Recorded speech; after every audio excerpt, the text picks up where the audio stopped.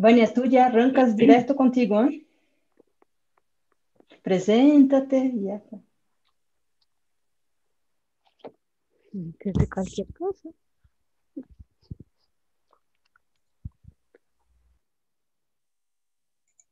Vamos.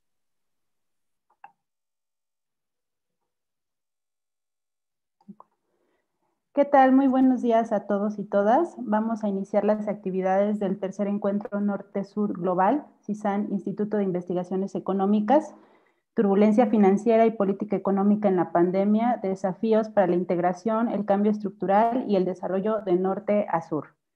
Este día abriremos las actividades con la mesa 3, Iniciativas Alternas, Solidaridad y Cambio Estructural para paliar la desigualdad en la pandemia. En esta mesa tenemos 4 ponencias. La primera es Importancia de la colaboración público-privada para superar la pandemia, quien la impartirá Noemí Peña Miguel. La segunda ponencia es El Salvador, una economía dolarizada ante la pandemia por COVID-19, principales medidas de política económica, Natalie Chacón y Jessica Veloz. La tercera ponencia es Bolivia, complementariedades y articulaciones en la matriz productiva de una economía plural de la periferia, una experiencia para el cambio estructural, por Antonio Mendoza. Y finalmente tenemos Chartalismo postcolonial, las monedas solidarias impulsadas por los pueblos originarios de México, de Carol Hill. Vamos a dar inicio con la primera ponencia, cuya ponente es Noemí Peña Miguel. Me voy a permitir dar una breve semblanza para dar paso a la ponencia. Noemí Peña Miguel es doctora en Ciencias Económicas y Empresariales por la Universidad del País Vasco, profesora en el Departamento de Economía Financiera 1 de la Facultad de Economía y Empresas de Bilbao, Premio Extraordinario del Doctorado 2014-2015 y actualmente es directora de Relaciones Exteriores del Campus Vizcaya de la Universidad del País Vasco. Adelante, por favor, doctora Noemí. Sí, hola. Buenos días, buenas tardes aquí en España. Voy a comenzar primeramente dando las gracias a la organización y en concreto a las personas que me han invitado a participar, Mónica y la profesora Maya. Gracias de corazón por darme la oportunidad de estar con vosotras. Nos conocimos en Bilbao el año pasado, o hace 2, ya no recuerdo, y la verdad es que fue un placer charlar con vosotras y compartir las vivencias allí. Gracias por la invitación, reitero las gracias y voy a comenzar la exposición de lo que es la charla que os quiero transmitir en base a las investigaciones que estoy realizando con otros compañeros investigadores e investigadoras de la universidad. Quería comenzar hablando un poco de las medidas generales de apoyo que está realizando el Gobierno para lo que es ahora mismo para paliar la pandemia. Esto unido también a lo que es en sí la colaboración público-privada como tal, que se está llevando a cabo en España, con algunos ejemplos de la misma y algunos datos de las investigaciones que hemos realizado, bueno, que concluyen, ya como veréis más adelante, y que tienen su efecto no solo en la economía, sino también en la desigualdad de la renta de las personas, ¿no? Y por último, unas breves conclusiones. Comenzamos con las medidas de apoyo del Gobierno para favorecer la innovación y la investigación. Actualmente se han incrementado en 50 millones de euros varias convocatorias de proyectos de I+I del año 2020. Se aumentan también un 30% las ayudas a programas postdoctorales y se ha apostado por la digitalización, se posiciona como una de las palancas claves para la recuperación económica y la modernización del tejido productivo, el aumento de la productividad y el cierre de brechas sociales y territoriales. Esta transformación digital se va a llevar a cabo mediante la garantía de la conectividad digital, el despliegue de 5G, el refuerzo de la capacidad de ciberseguridad, la digitalización de las administraciones públicas y de las empresas y el desarrollo de la economía del dato, inteligencia artificial y la garantía de los derechos digitales de la ciudadanía. también se va a hacer una apuesta importante por el desarrollo del hidrógeno renovable. Se ha aprobado ya por el Gobierno de España la hoja de ruta del hidrógeno, una apuesta por el hidrógeno renovable, con una planificación para impulsar este sistema eléctrico 100% renovable no más tarde del año 2050. Esto en colaboración con empresas del sector privado como son Iberdrola y Petronor.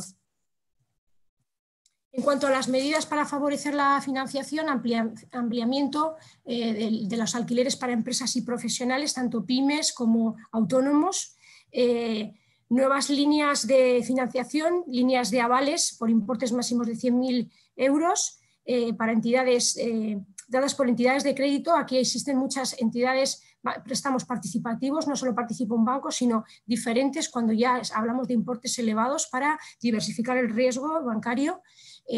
Programas de subvenciones para gastos, sobre todo en herramientas tecnológicas, como decimos, hay una apuesta clave por la digitalización, sobre todo de las pymes y de los autónomos, y aplazamiento en las devoluciones de cuotas de los préstamos. En cuanto a las medidas del Gobierno para favorecer la fiscalidad y el empleo, está la suspensión de plazos para presentación de impuestos. Ahora mismo tenemos parada la hostelería, tenemos un toque de queda a las 10 de la noche y hay verdaderos problemas sociales de manifestaciones, no solo del sector de hostelería, peluquería y un montón de pequeños empresarios que ven cómo tienen gastos, unos costes fijos de empresa y tienen que pagar sus impuestos, ¿no? Entonces está habiendo bastante alarma social en este sentido. Flexibilización de los expedientes de regulación de empleo hasta el 31 de enero. En la Seguridad Social abona el 70% de lo que es la base reguladora hasta esta fecha. Y moratoria de las cotizaciones a la Seguridad Social. Ante esta situación actual provocada por la COVID, pues se plantean nuevos retos, ¿no? Nuevos retos para todos los países con el fin de hacer frente a la misma. Uno de ellos es la colaboración público-privada, ¿no?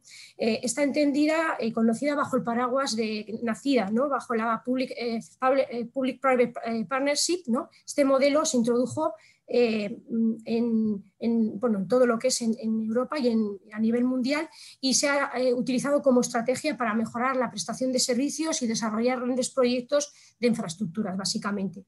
Es entendida como, puede considerarse como un movimiento empresarial gubernamental y en el que hay un socio público que comparte responsabilidades, riesgos, costes y recursos con un socio privado.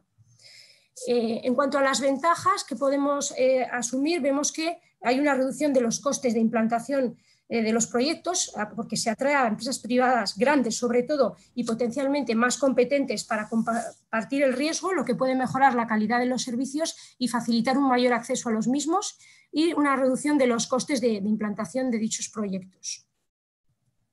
En cuanto a los inconvenientes, hay mayores costes estructurales, ¿no? Implican estructuras contractuales más complejas y negociaciones difíciles, lo que genera también altos costes de transacción.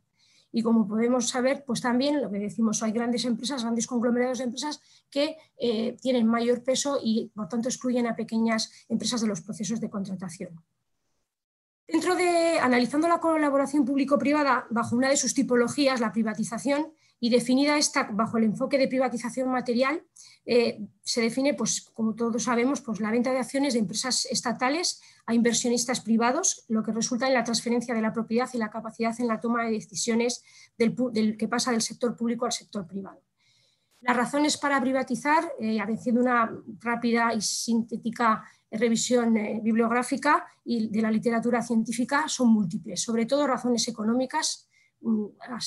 Se aboga porque produce un mayor crecimiento económico, se reduce el desempleo, mejora la productividad, mejora la eficiencia, permite reducir el déficit, el endeudamiento. También hay razones políticas, ¿no? En función del partido que vaya al gobierno, partido de izquierdas o de derecha, pues se plantea, no se aboga como una política económica el utilizar la privatización, y también incluso depende del momento electoral, ¿no? Estudios realizados abogan porque partidos de derechas a veces realizan las privatizaciones antes del periodo electoral para atraer votantes de clases medias con el propósito de esas privatizaciones darlas en participaciones de pequeñas acciones a estas personas, ¿no? También razones institucionales, como podéis ver. sobre todo en Europa aquí, a partir de los años 90, empezó este movimiento en Inglaterra bajo el mandato del Partido Conservador dirigido por Margaret Thatcher. En cuanto a las privatizaciones, varios estudios realizados por investigadores españoles, bueno, en este caso por mí misma y por Beatriz Cuadrado Ballesteros, profesora de la Universidad de Salamanca, realizamos un estudio sobre el efecto de las privatizaciones en Europa, en 22 países de la Unión Europea, en los años comprendidos entre el 95 y 2019, y pudimos concluir que la privatización aumenta el crecimiento económico en la Unión Europea, pero este efecto aparece a largo plazo. Es lo que está de acuerdo con otros hallazgos de otros investigadores como Plain del año 97 y Buchler y et al. Del año 2009. Encontramos también un ligero aumento de la productividad que refuerza la competitividad de las empresas e implica un incremento de las exportaciones, así como de las inversiones en bienes y servicios y, por tanto, un aumento del PIB y del crecimiento económico. Y, a su vez, ese crecimiento económico pues, impulsa la inversión y el empleo. En cuanto al efecto de la privatización sobre el empleo, sí se ve que el efecto se ve más tarde que el crecimiento económico o la productividad. Y también se puede argumentar que este desempleo disminuye con un aumento de las privatizaciones en términos de... el desempleo disminuye con el aumento de las privatizaciones en términos de ingresos, es decir, no por el número de privatizaciones realizadas, 50, 20, 60, sino si las privatizaciones tienen un valor elevado, ¿no? En términos de ingresos y de pagos realizados. Pero estos efectos, como decimos, y es lo que podemos concluir del estudio, es que se ven a largo plazo.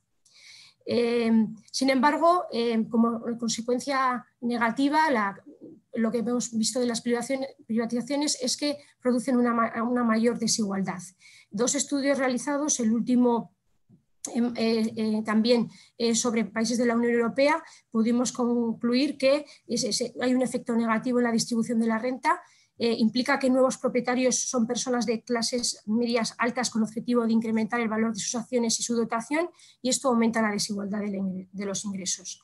Existe evidencia de que la privatización conduce a un cambio en el poder económico y de los ingresos a favor de grandes agrupaciones empresariales, y nos encontramos que la privatización aumenta la renta del 20% más alto de la población, lo que sugiere que la distribución del ingreso pues, es más desigual cuando aumentan estos ingresos por privatizaciones, ¿no?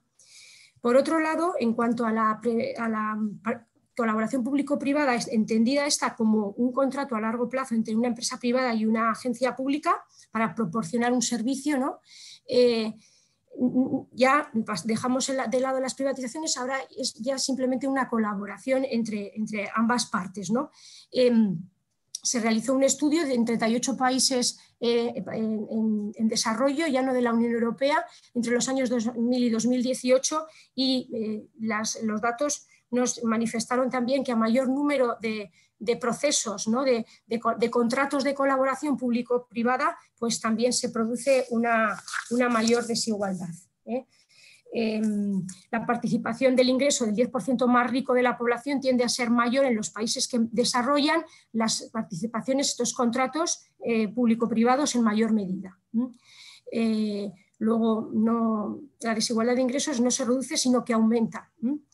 A pesar, aquí tenemos los datos del estudio empírico realizado, y sin embargo, lo que quería decir que estos datos son los que nos han dado. Sin embargo, creemos que es importante que exista una colaboración público-privada, aunque a largo plazo produzca pues, estas desigualdades, ¿no? ¿Por qué? Porque es la única manera, luego lo comentaré en las conclusiones, se están viendo ahora a modo de ejemplo. A modo de ejemplo tenéis una imagen de lo que ha ocurrido en Europa a raíz de la COVID, ¿no? La mayoría de los países europeos no han podido en sus inicios afrontar correctamente la crisis sanitaria, pues como consecuencia de que en Europa se había renunciado a disponer de un sector propio de fabricación de productos ligados a la salud.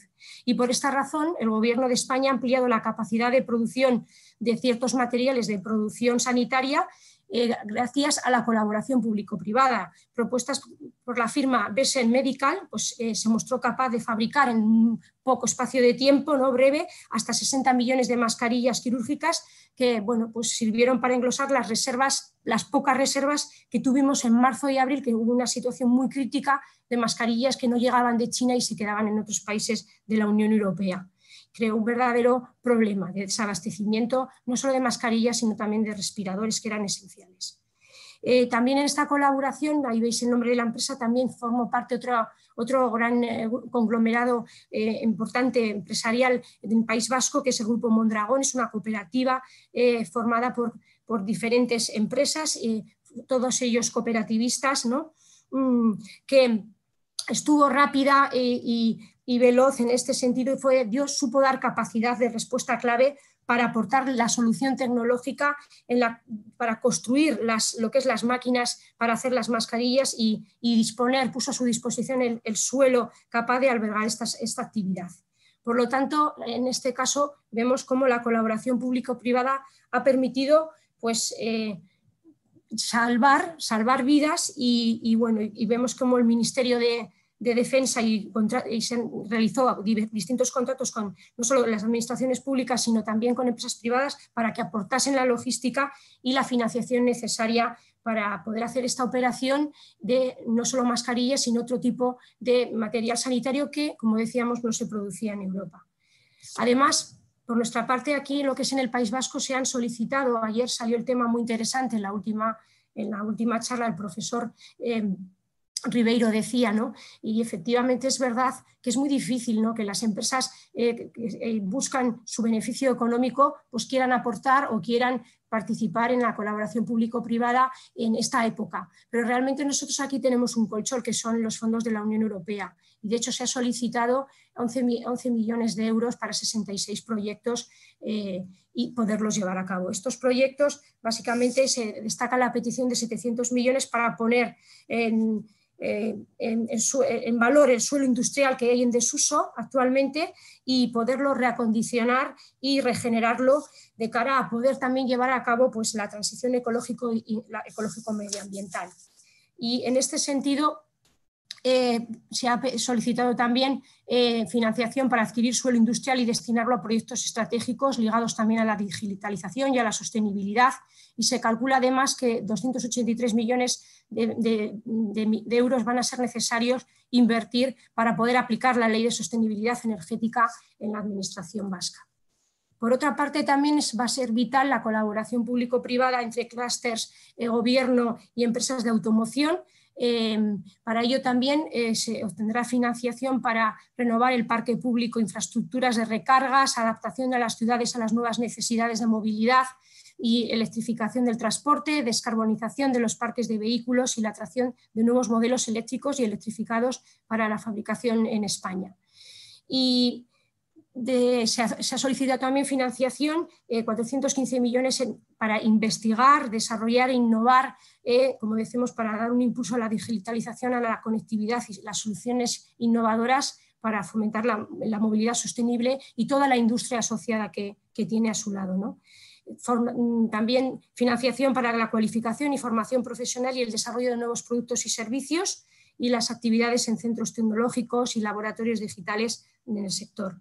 Por lo tanto, es importante ver cómo esto se necesita. No solo el sector público no tiene los recursos suficientes ni humanos para poderlo llevar a cabo, y por lo tanto creemos que es importante que haya una colaboración público-privada. Creemos que es necesario, para poder llevar a cabo todas estas medidas, que haya, ya que hay financiación a través de los fondos europeos, la importancia de una colaboración es esencial para poder llevarlo a cabo, porque es muy importante, ¿no?, como decimos, para la recuperación del empleo, para la dinamización de la actividad económica y productiva, y esta colaboración, creemos, será positiva siempre que se base en garantizar la utilización de los recursos públicos y privados de modo eficiente y que tenga como objetivo desarrollar un sistema de I+D+I de calidad orientado al mercado internacional, que sea beneficioso, si da servicio, será beneficioso esta colaboración, si da servicio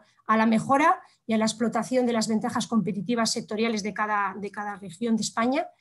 También se ayuda a conseguir un entorno adecuado para favorecer el mantenimiento y las reinversiones de las empresas nacionales y extranjeras, y se ayuda a sacar un mayor partido también a las infraestructuras sociales y territoriales existentes, ¿no? Tenemos en lo que es en España una diferenciación muy grande en regiones. Entre regiones está toda la masa industrial y financiera básicamente en Madrid y Barcelona, y hay mucha despoblación en otras partes de España. Entonces es importante reestructurar todo lo que es el aparato territorial del Estado, ¿no?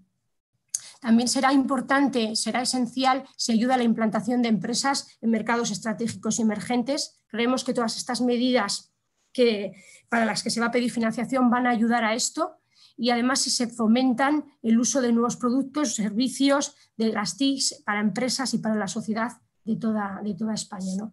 Por lo tanto, en definitiva, lo que decimos, se ayuda a sacar un mayor partido a todas las infraestructuras sociales y territoriales existentes.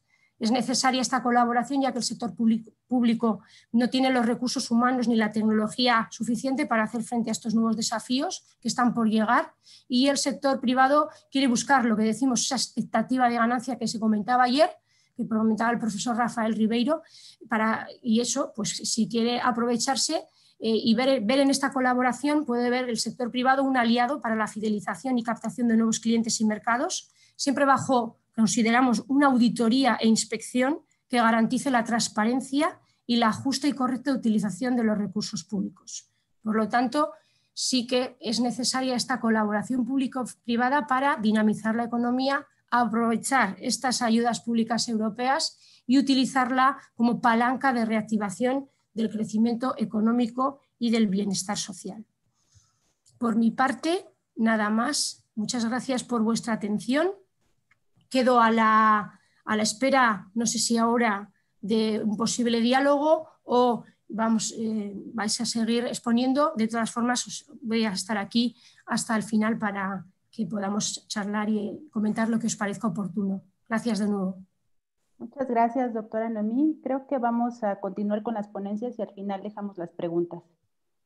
Bien, pues ahora daremos paso a la segunda ponencia de la mesa, El Salvador, una economía dolarizada ante la pandemia por COVID-19, principales medidas de política económica, por Natalia Chacón y Jessica Veloz. Me voy a permitir dar la semblanza de Jessica Veloz, quien será la que presentará la ponencia. Jessica Veloz es economista por la Facultad de Economía por la Universidad Nacional Autónoma de México, forma parte de la comunidad académica del Instituto de Investigaciones Económicas de la UNAM y participó en la elaboración del último boletín electrónico del Instituto, Coyuntura Económica. Adelante, por favor, Jessica. Hola, muy buenos días, muchas gracias. Muchas gracias a la doctora Mónica y a la doctora Maya que nos permiten estar aquí. Bueno, yo voy a comenzar. Esta mesa redonda se llama El Salvador, una economía dolarizada ante la pandemia por COVID-19, principales medidas de política económica. Y bueno, primero voy a empezar conceptualizando un poquito lo que es la dolarización para después dar una perspectiva general de cómo ha estado la economía de El Salvador hasta antes de la pandemia por COVID-19. Después voy a dar una breve explicación de las principales políticas económicas que ha implantado el país y por último las conclusiones.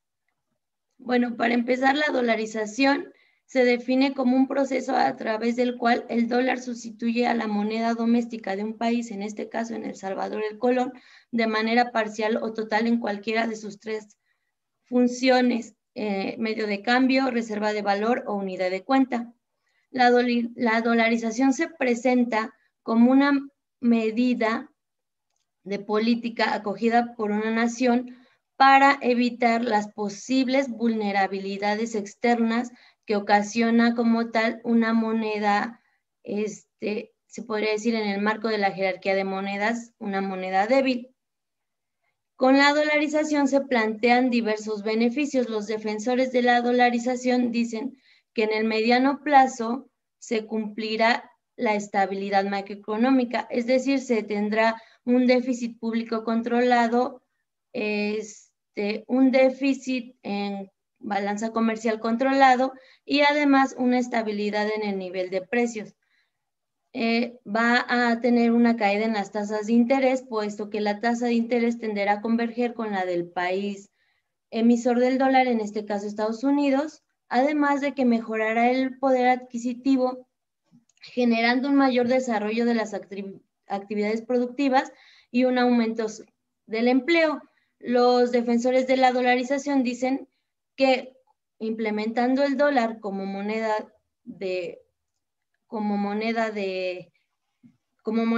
de curso legal, se corregirá en la vulnerabilidad externa. Con ello, los inversionistas querrán invertir en ese país y ello incrementará la productividad del país y el empleo. Además de que se elimina con la dolarización el papel de la banca central de emisión de dinero, y con ello se corrige el déficit fiscal, pues el financiamiento solo se puede hacer mediante préstamos o mediante impuestos, ya no se puede hacer con emisión monetaria. Y por último, el gasto social puede ser de mejor calidad y de mayor rendimiento social. Sin embargo, los costos de la dolarización son la pérdida del señoreaje, que no es otra cosa que las ganancias obtenidas por las autoridades monetarias basadas en su derecho a emitir la moneda local. Además de que con la dolarización hay una pérdida de flexibilidad monetaria y cambiaria, por lo que las economías quedan expuestas mayormente a los choques externos, y en caso de un choque externo, el arreglo se hará solamente vía salarios de los trabajadores, los cuales tendrían que reducirse para hacer frente a las crisis, lo que deja a las naciones dolarizadas en una condición de mayor vulnerabilidad. Esto es importante porque ante alguna pandemia, como la que estamos pasando ahora, el gobierno solo tiene como estrategia de política económica la política fiscal, la política monetaria no la puede utilizar. Y por último, pierde la banca central el papel de prestamista de última instancia, por lo que la banca central local deja de existir con fines de política monetaria. Ahora bien, ¿cómo era la situación económica de El Salvador antes de la pandemia? En esta gráfica podemos ver el comportamiento del PIB desde 2000 hasta 2020. Aquí podemos ver que el PIB se ha mantenido en un nivel promedio del 2008 hasta el 2004 de 2.4%. Es decir, en los últimos 12 años la economía se ha mantenido estancada. Esto se debe precisamente a que con la dolarización se tiene una demanda agregada contenida, puesto que cualquier choque externo debe de ser solventado con el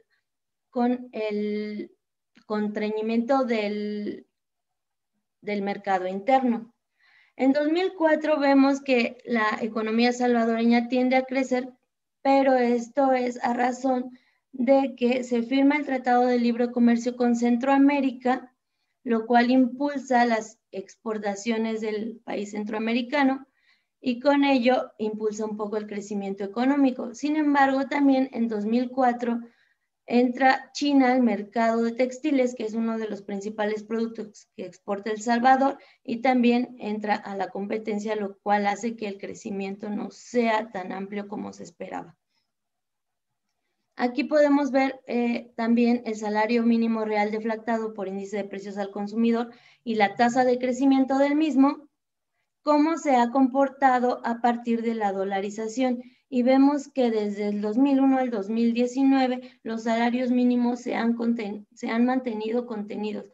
Eso es precisamente debido a que cualquier choque externo, cualquier vulnerabilidad es enfrentada con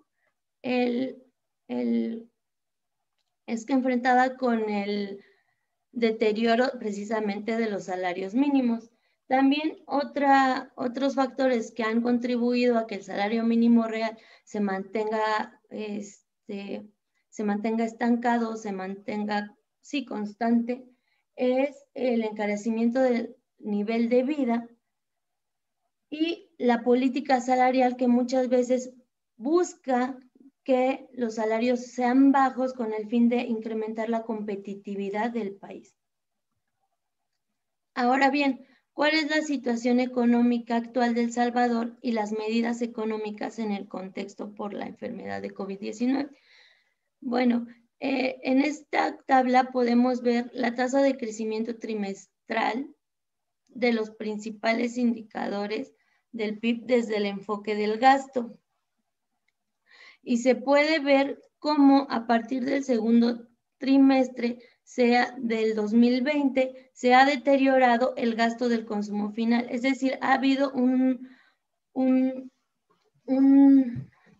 una contracción del consumo privado y del consumo público. Esto se debe a varios factores.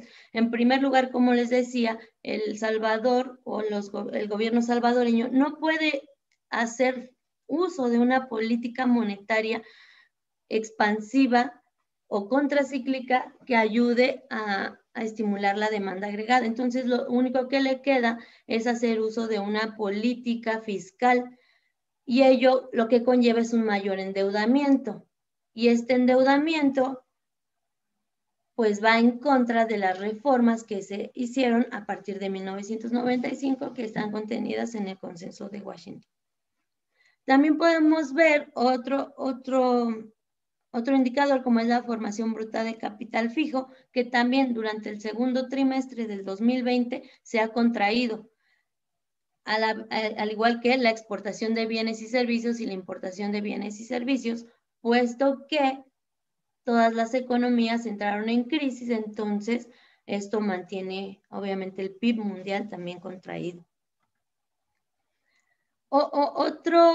Otra variable importante a analizar son precisamente las remesas familiares, puesto que El Salvador recibe alrededor del 20% de su Producto Interno Bruto, está marcado por las remesas. Y esto ha sido desde el periodo que va del 2001 a 2020. Y aquí podemos ver cómo precisamente cuando se da la mayor caída en la actividad económica en El Salvador, también se da una caída en el monto de las remesas familiares. Esto también se puede ver porque las remesas familiares son un indicador clave también que ha ayudado a que El Salvador pueda mejorar su nivel de vida. Y es un indicador que ayuda también precisamente a que el país tenga una mejora en los ingresos de la población, por lo que al caer las remesas familiares también se constriñe el mercado interno. Y en esta gráfica podemos ver el número de trabajadores formales que cotizan al Seguro Social en el periodo que va de enero del 2019 a agosto del 2020. Y aquí podemos ver también que a causa de la COVID-19, el número de trabajadores comenzó a disminuir, es decir, empezó a aumentar el nivel de desempleo. Se estima que de agosto del 2019 a agosto del 2020 se perdieron cerca de 58,000 empleos formales, además de que en el sector informal también ha habido una alta caída del nivel de empleo.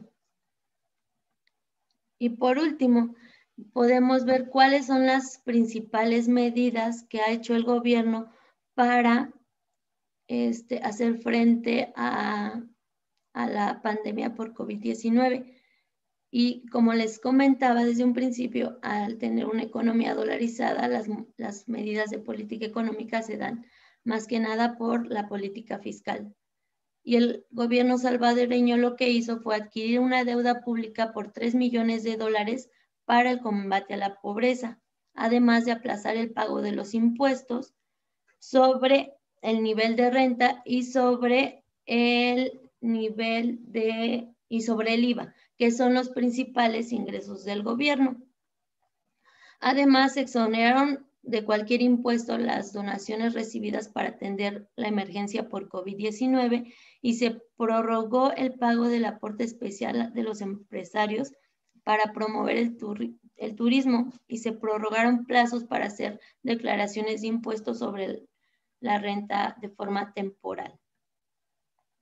En cuanto a la política sectorial y empresarial, se creó un fideicomiso por $600 millones para apoyar a las micro, pequeñas y medianas empresas, además de que las empresas privadas pueden solicitar un crédito de reemplazo.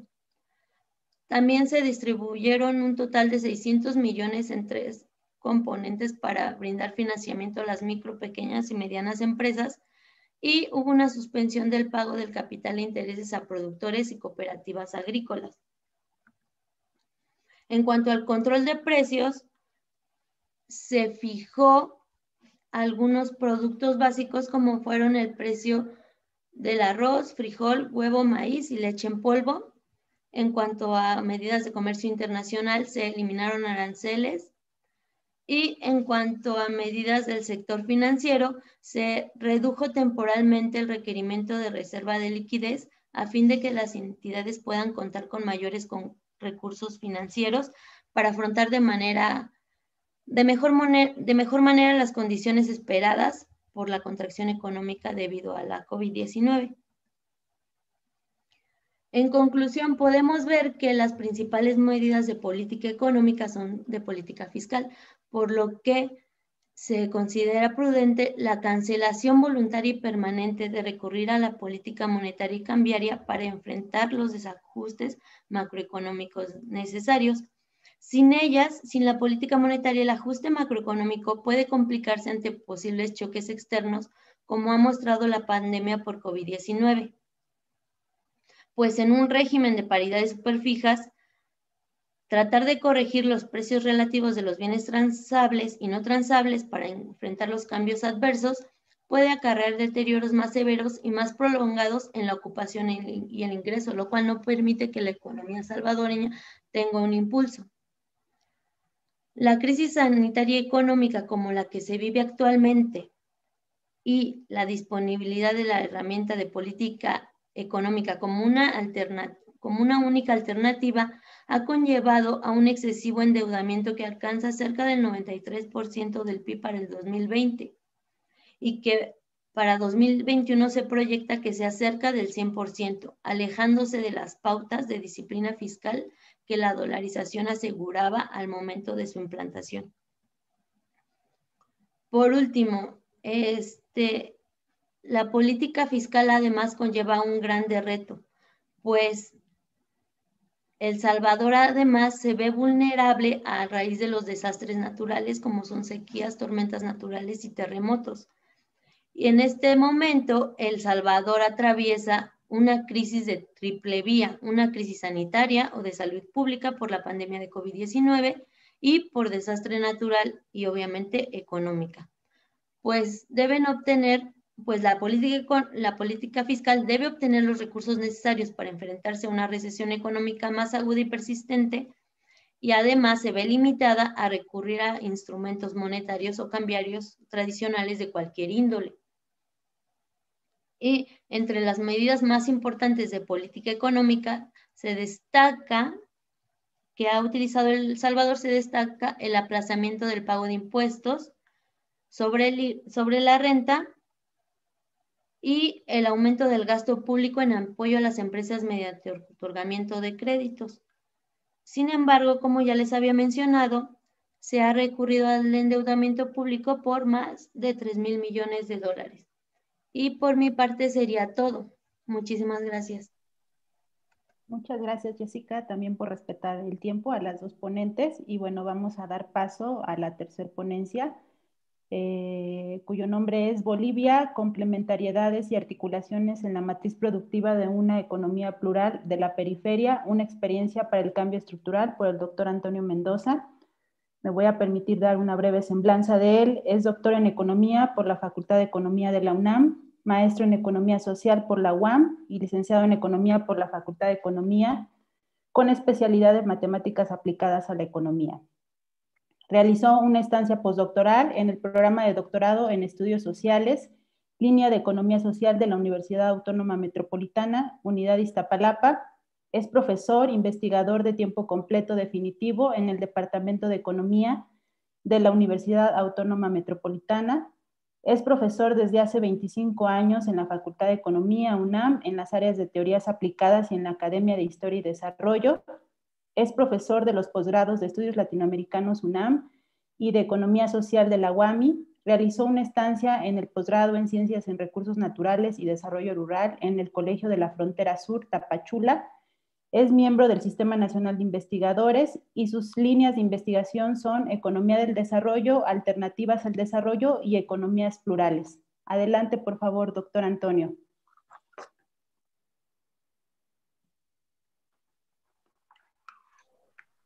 Gracias, doctora Vania. Buen día a todas y a todos los que nos acompañan. Deseando que todo esté bien por allá en casa. Agradezco la invitación a las doctoras Mónica Mieles y Claudia Maya. En esta ocasión quisiera compartir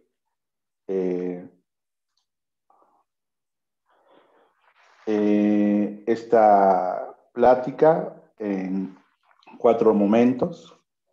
El momento 1 es para poder conceptualizar lo que es una economía plural de la periferia. El momento 2, retomando a un autor, François Perroux, la idea de cambio estructural. El momento 3, un acercamiento a la matriz productiva en Bolivia y su correlato con la matriz distributiva, y detenerme solo en algún aspecto que me parece pertinente ahora en medio de esta doble crisis. Y al final, haciendo más énfasis sobre las posibilidades que se generan ante un modelo para poder paliar los efectos de la pandemia. En el momento 1 es esta propuesta que le llamo el cuadrante de la economía plural de la periferia. Este cuadrante, Bolivia es, por definición en su constitución, una economía plural. En su sentido económico, la pluralidad tiene que ver con el reconocimiento de que coexisten diversas lógicas de actuación, como las llama Karpolanyi. Estas lógicas de actuación, entonces, representan sujetos, racionalidades y formas de organizar la producción de diferente manera, que no están aisladas, sino que se complementan y se articulan, coexistiendo de manera cotidiana. Estas formas económicas se encuentran entreveradas, que bajo la hegemonía de un Estado plurinacional se impulsa y se fortalece las lógicas que tienen que ver con la comunitaria y asociativa. El Estado, entonces, ofrece una gestión económica que se sitúa en un horizonte político de transformación social con un cambio estructural. Como saben ustedes, este modelo fue detenido momentáneamente por un golpe de Estado y que afortunadamente la sociedad y el pueblo boliviano revirtieron y que seguramente va a tener una continuidad. Pero solamente voy a hablar yo del 2006 al 2019, bajo esta lógica de cómo se fue construyendo este modelo. En la parte estatal, ustedes recuerdan las nacionalizaciones que hizo el gobierno boliviano a partir de los hidrocarburos, la electricidad, el agua, y el reconocimiento de las lógicas privadas, no solamente nacionales, sino también internacionales. En la parte comunitaria, se asocia a lógicas que están más vinculadas en la parte rural y la periurbana, y las asociativas van desde las cooperativas hasta grupos de manera autogestiva. Perú nos recuerda que este cambio estructural o la estructura económica tiene que ver con esas lógicas que se articulan y coexisten en un tiempo y espacio determinado y que hace de sí una coherencia interna de un conjunto económico.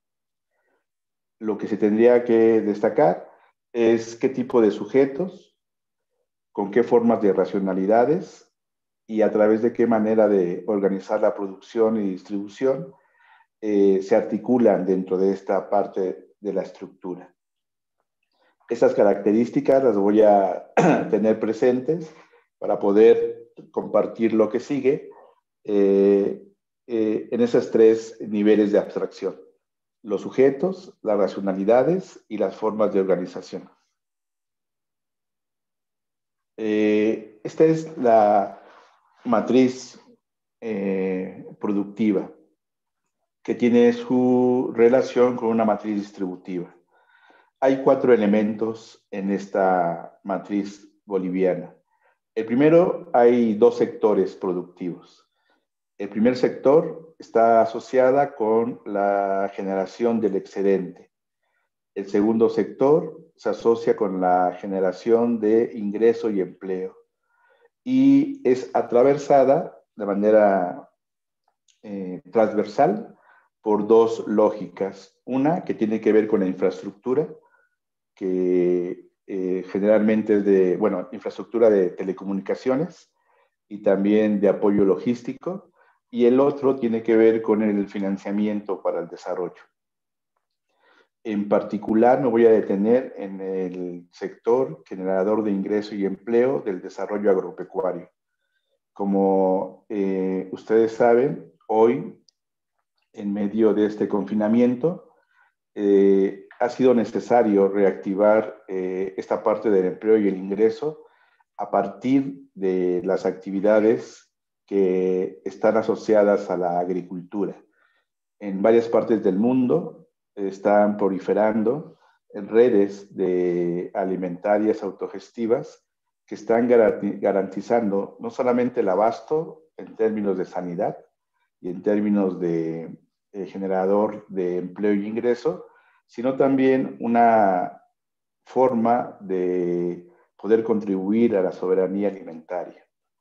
En particular, allá en Bolivia, se les llama, o están desde el 2013, como una política de gobierno, la agricultura urbana y periurbana. En esta parte de la sanidad y la soberanía alimentaria es realmente importante, ya que también en estos días está la discusión sobre la pertinencia de generar alternativas que tenga que ver con una respuesta ante la doble crisis de manera con respuestas inéditas. Es decir, que busquen a la vez de contener o paliar los efectos inmediatos de las desigualdades que genera por el COVID, al mismo tiempo tener los cimientos de estar articulando otras lógicas productivas que la apuesten a la continuidad de la transformación del modelo económico allá en Bolivia. La matriz productiva tiene su correlato en una matriz distributiva. Generalmente las observaciones que se dan a la distribución es del ingreso y se refiere a lo que todos sabemos como las transferencias monetarias condicionadas y no condicionadas. Pero para el caso de Bolivia también se da una distribución de la riqueza, entendida como la distribución para fortalecer capacidades productivas. Entonces, los sujetos, a partir de sus racionalidades económicas, se ven fortalecidos a partir de alentar sus formas de organización, generando capacidades para la producción y capacidades para la distribución, que es una forma de apuntalar el saber hacer y una forma de distribuir la riqueza, que no solamente se queda dentro de la parte de distribución del ingreso. El cambio estructural, entonces, se asocia a 4 ideas, siguiendo al mismo autor. El primero tiene que ver con el incremento de capacidades productivas. El segundo es que se incrementan las interconexiones entre los sujetos y las formas de organización. El tercero tiene que ver que incrementa la variedad de productos. No solamente tiene un perfil de especialidad, sino también se ha ido incrementando la oferta de estas hortalizas. Voy a decir dentro de poco a qué me refiero. Y existe una retroalimentación que tiene que ver con lo micro, lo macro y lo meso. Entonces, lo que estamos viviendo es una forma en organizar las actividades productivas de distinta manera, bajo otras lógicas, lo cual lleva entonces, en términos de pandemia, no solamente a paliar, sino también a profundizar los cambios estructurales. En términos del andamiaje, el andamiaje estructural que permite esta continuidad de cambios se encuentra en esta lámina. La pregunta sería, ¿cuál es la política pública para este cambio estructural? El punto de partida es un modelo económico, social, comunitario y productivo. Este es yo considero que el gran aporte de la experiencia boliviana. Un modelo que tiene una racionalidad que rompe con el modelo anterior neoliberal y que en el nombre del modelo está la intención. Este modelo se fue construyendo a lo largo de estos 14 años, del 2006 al 2019, poco menos de 14 años, y hablamos del Plan Nacional de Desarrollo.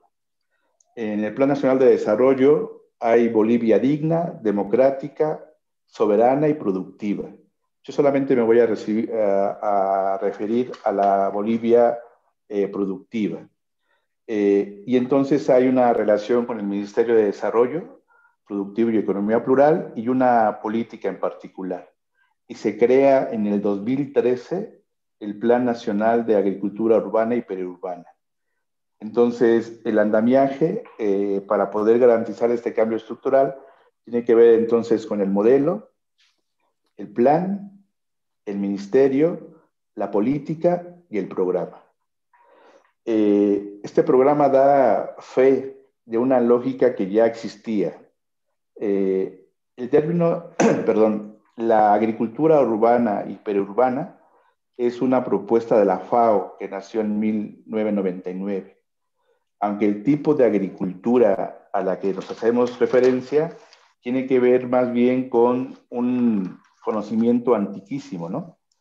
Incaico es la parte cultural civilizatoria que se encuentra detrás de estas lógicas y racionalidades, perdón, ligadas a la parte de la agricultura. Como sabemos, no es muy diferente la estructura productiva agrícola en Bolivia que en nuestros países de América Latina. Hay una agricultura de gran escala, intensiva y mecanizada, pero también hay una agricultura a pequeña escala, familiar y mayormente de subsistencia.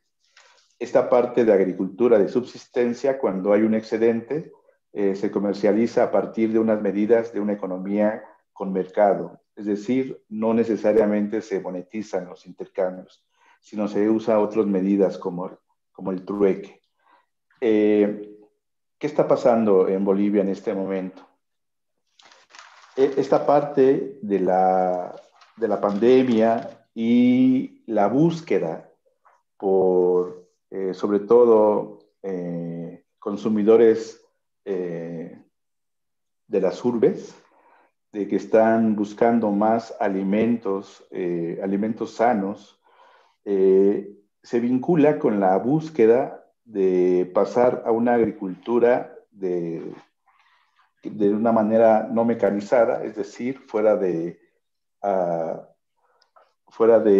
pesticidas y de fertilizantes, de una forma no natural. Esta forma en Bolivia tiene ya por lo menos como lo dije hace rato, en 1999 nace el concepto por la FAO, y en 2 ciudades en Bolivia, en El Alto y en La Paz, en la década de los 90, a finales del siglo pasado, tienen las primeras iniciativas, generalmente impulsando 2 formas de cultivo. Uno, que ellos le llaman carpas solares, que no es más que los invernaderos, y el otro son las huertas familiares.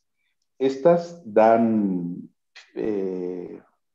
cobijo como una política nacional para fomentar la agricultura familiar, comunitaria, que de manera sustentable produce, transforma y comercializa los alimentos. Esta forma, para los datos que se pueden obtener en el 2016, solo en el Alto había 1.842 familias que al año, según los datos del Programa Nacional, habían producido 1.500 toneladas de alimentos, lo que tenía un efecto, digamos, en términos monetarios, de 6.131 bolivianos. Esta parte, estamos hablando de cultivos como maíz, papa, cacao, legumbres y frijol. Hoy, en otras partes de Bolivia, no se tienen datos, pero sí se tiene que están en este momento desarrollándose, además de La Paz y El Alto, está Sucre y Cochabamba, y otros municipios que no son tan importantes en términos como estos que acabo de decir, pero que han tenido una influencia en esta época.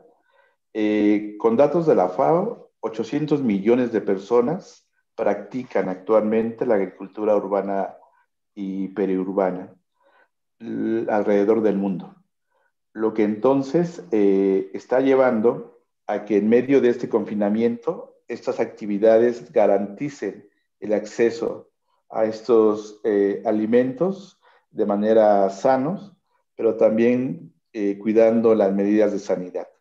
Y al mismo tiempo habla de una articulación, porque no se trata, como en otras partes de América Latina, de lo que se conoce como los traspatios.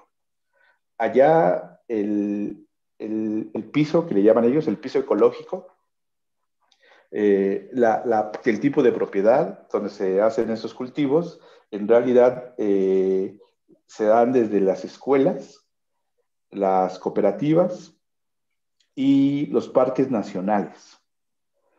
Estas actividades se han mantenido en medio del confinamiento, dadas las características de proximidad, tanto en la comunidad hacia el producto, como también en el consumo. Lo que les garantiza entonces una forma flexible de poder operar ante esta emergencia sanitaria. Y en el centro está la agroecología como la técnica de cultivo, que tiene 3 características principales. Lo ecológico productivo, que como saben ustedes, se refiere a la parte del cuidado, no solamente del medio, como la concepción que tienen acerca del sentido de la naturaleza, como la Pachamama. La parte socioeconómica, que tiene que ver con garantizar el empleo y el ingreso, y la unidad doméstica familiar.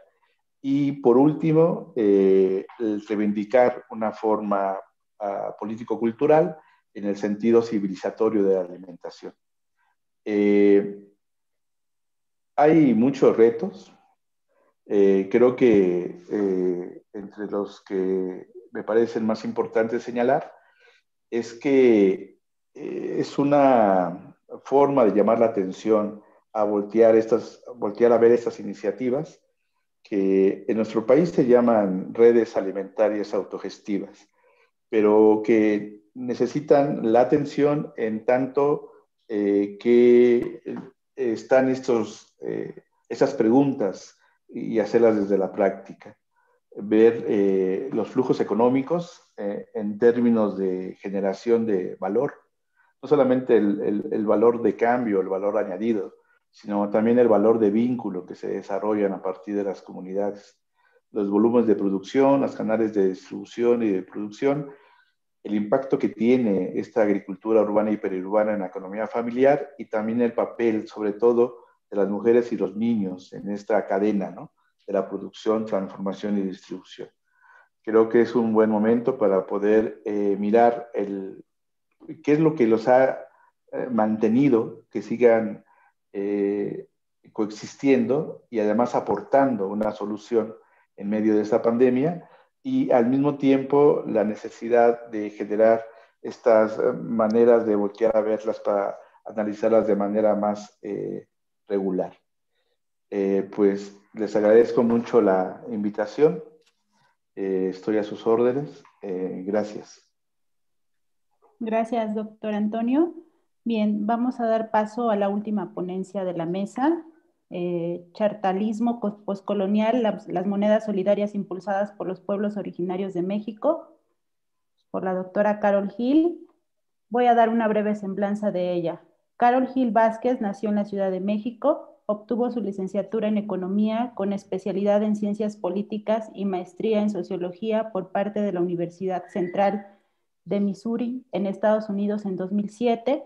Su tesis titulada El otro lado, inmigración, redes sociales y mercado laboral de migrantes mexicanos en Missouri fue publicada en Alemania en el mismo año.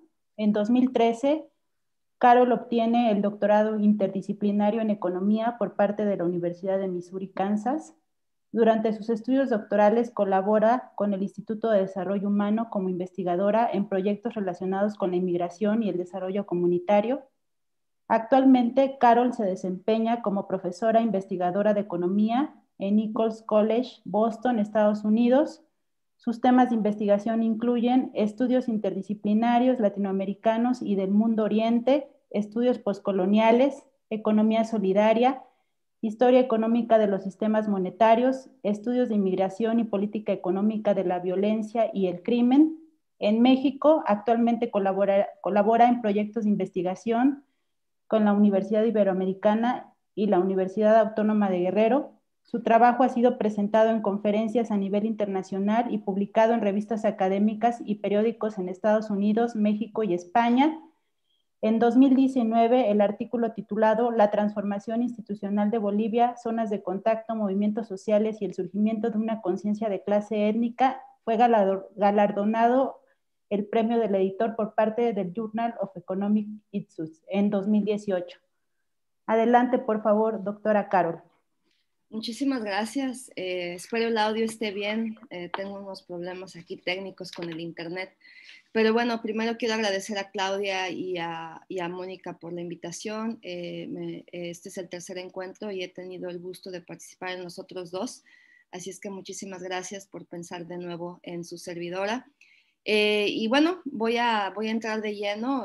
Me parece muy adecuado la mesa, sobre todo que presente después de la ponencia del doctor Mendoza, porque como que me abrió paso a este tema que por lo general no sale o no se comunica bien con los macroeconomistas, así sean institucionalistas o post-keynesianos o etcétera, porque pareciera que estos discursos que están emergentes en el campo de la economía social y solidaria están un poco desconectados y se configuran o se categorizan como la economía alterna, ¿no? La economía informal, la economía de los pueblos, la economía popular, ¿no?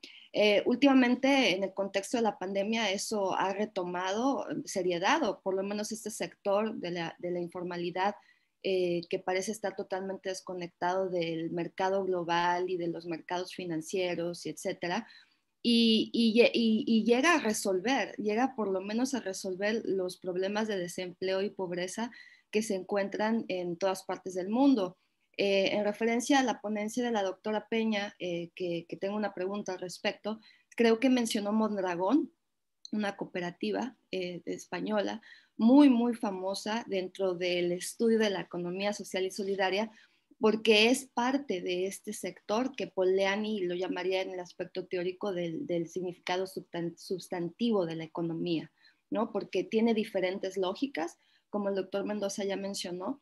Entonces, este tema en sí es difícil, pero difícil para esta audiencia, lo he presentado en otros lados. En la Universidad Autónoma de Guerrero es como la pionera, diría yo. En la UNAM, en la Facultad de Economía, tenemos a un profesor que está, creo que experimentando por varios años el tema de las monedas solidarias y las monedas sociales.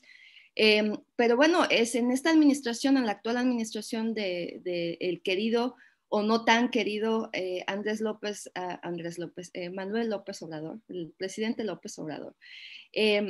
Este tipo de iniciativas de la economía popular informal se están empezando a tomar en serio, ¿no?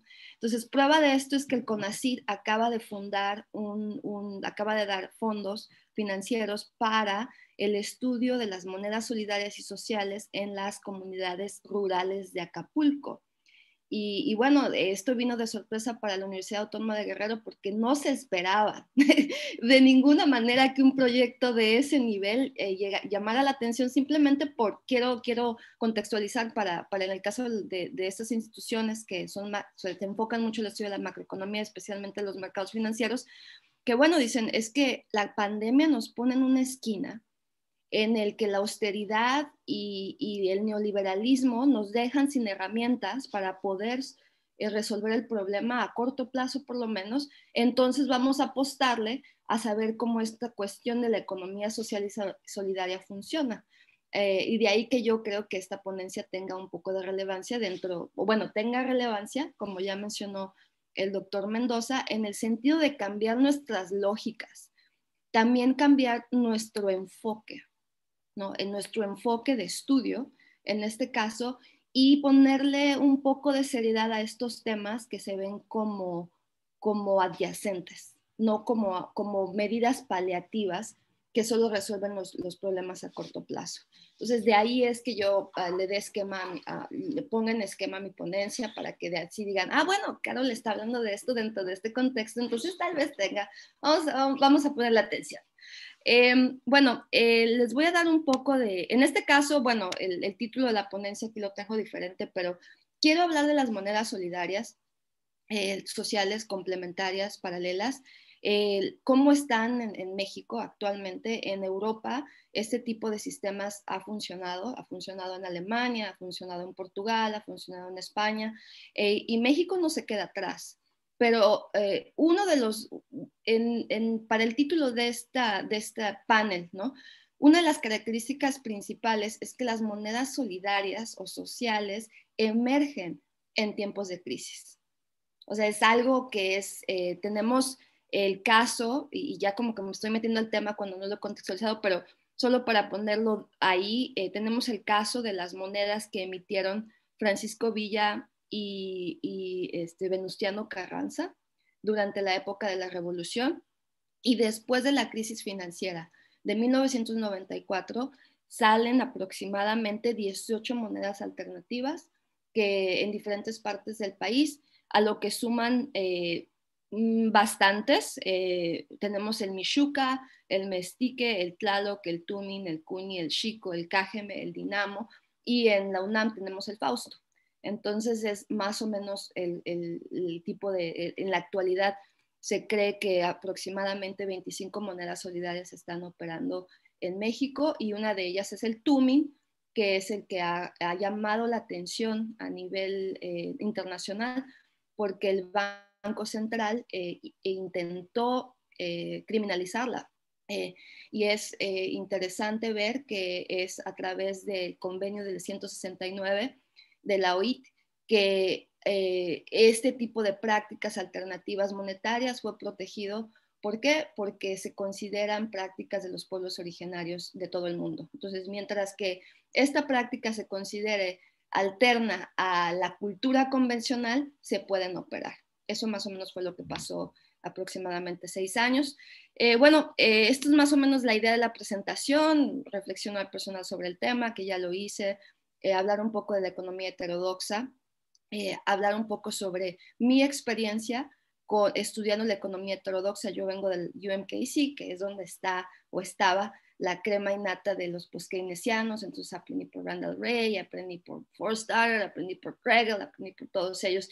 Entonces quiero poner el caso de por qué hablo un chartalismo postcolonial y cómo dentro de ese marco teórico podemos incorporar el estudio de las monedas solidarias y sociales de una manera más formal, porque siento que ahorita están en el campo de la economía social y solidaria. Entonces, al estar en esa sección, en esa disciplina, no existe una conversación directa con los macroeconomistas heterodoxos, y considero que sí debe de haber una conexión, por lo menos aprender de qué consiste este significado sustantivo de los sistemas monetarios alternativos, y de ahí posiblemente generar, lo que menciona el doctor Mendoza, generar soluciones, etcétera, ¿no? Es un poco aventurero lo que se va a hacer con la Universidad Autónoma de Guerrero, pero por lo pronto vamos a ir a ver, ¿no?, en qué consiste o cómo es que operan estas monedas solidarias en un contexto en el que se tiene contacto directo con el mercado formal, pero que las comunidades rurales, bajo su propia lógica, son capaces de generar sistemas monetarios alternativos. La economía heterodoxa en Estados Unidos, y creo que tengo un poco de una visión de los dos mundos. Trabajo en Estados Unidos, pero vivo en México parte del tiempo. Yo diría 40% en México, 60% en Estados Unidos. Y lo que hemos visto es obviamente con Bernie Sanders y ahora Alejandra Ocasio-Cortez, vemos un predominio de lo que viene siendo la economía heterodoxa en la cuestión post-keynesiana, no tanto marxista, obvio, pero se empieza a hablar del tema, pero también se empieza a hablar del tema por estos lares sobre la cuestión postcolonial. Entonces lo que vemos es una conciencia, y por eso quise que mencionaran el artículo de Bolivia, porque estamos viendo un cambio de conciencia en términos de identidad. Y en este país la identidad es difícil de hablar, pero difícil de conversar en una ponencia de 20 minutos, pero básicamente los grupos minoritarios que le llaman, o los grupos que han sido subyugados, empiezan a tener que decir y empiezan a incorporarse en el discurso político. Entonces, que de ahí que la cuestión postcolonial, desde el lado de la experiencia afroamericana, desde el lado de la experiencia de los migrantes, específicamente latinoamericanos, cambien la identidad de este país y por lo tanto cambien la agenda de investigación en el área de temas sociales, antropológicos, económicos, etcétera. Y es de ahí de donde vengo, o sea, es de ahí de donde se fraguó toda esa conciencia de analizar la cuestión macroeconómica, la teoría macroeconómica, pero también darle cabida a todo lo que podría ser grupos minoritarios en los países de origen. Y entonces, en el caso de México, para la cuestión de mi disertación, directamente explicando el título de la ponencia, que es Chartalismo Postcolonial, me empezó a interesar, ¿no? Obviamente, en el Instituto de Investigaciones Económicas, la mayoría de los estudiantes conocen el cartelismo, no sé si lo traduje bien al español, el chartalismo, en el que, bueno, el dinero es soberano, lo emite el Estado, es una unidad de cambio, y de ahí que entremos a estudiar el dinero y en sus diferentes funciones, ¿no? Y lo que el chartalismo se va a enfocar es en la unidad de cambio, ¿no? De ahí es donde en mi tema de disertación empecé a ondear en México, y no he tenido la oportunidad de compartir esos temas en México, no ha habido un foro para hacerlo, pero básicamente la pregunta fue que si realmente en México, antes de la llegada de los españoles, hasta allá me fui, dado de la cuestión postcolonial que quise explicar en la última ponencia, se había establecido una unidad de cambio, ¿no? Y la respuesta es no. La respuesta es que en México, en el México central, la unidad de cambio no se había establecido, y más allá, esto fue un análisis histórico, la unidad de cambio no se estableció durante la época colonial. Entonces, ¿cómo se concluye esto? Se concluye, como lo han dicho muchos macroeconomistas del Instituto de Investigaciones Económicas, Claudia, la doctora Girón, doctora Eugenia Correa, etcétera. Lo que tenemos es un sistema monetario fragmentado en el que la banca no acapara, ¿no? O bueno, últimamente sí está como muy predatoria la banca, pero no acapara cualquier rincón de México. Y es en estos rincones de México en donde la reciprocidad y el dinero social históricamente se ha mantenido vigente, ¿no? Entonces, básicamente esa es la idea postcolonial de chartalista que quiero establecer en el trabajo de disertación y que tomo para poder comunicarme con los chartalistas, comunicarme con los postkeynesianos y decir, mira, ahorita esto se está fraguando por acá y es un sistema monetario alternativo que va a la par con el sistema monetario formal, y ya sabemos que el sistema monetario formal está acaparando a través de la financiarización.